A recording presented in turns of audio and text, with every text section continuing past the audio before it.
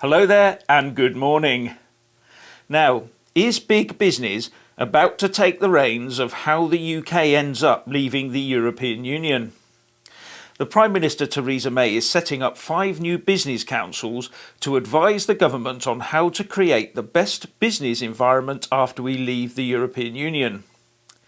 The councils will meet up 3 times a year, 2 of which will be with the Prime Minister and 1 with a senior cabinet minister, reports the BBC.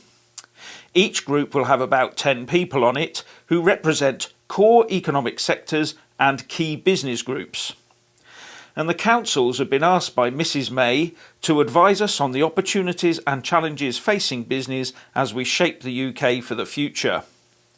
Now, the big names that the BBC quotes are Tesco boss Dave Lewis, ITV chief Carolyn McCall, entrepreneur James Timpson and CBI head Carolyn Fairbairn.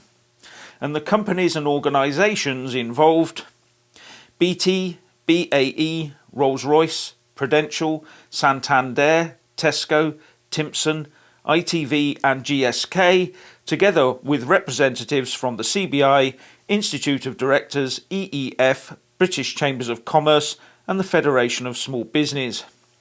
Now, it all sounds just fine and dandy, doesn't it? But what will be driving the agenda?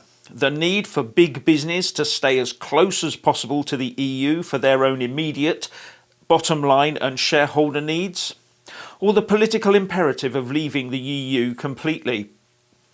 Now, don't get me wrong, I do welcome that business is involved.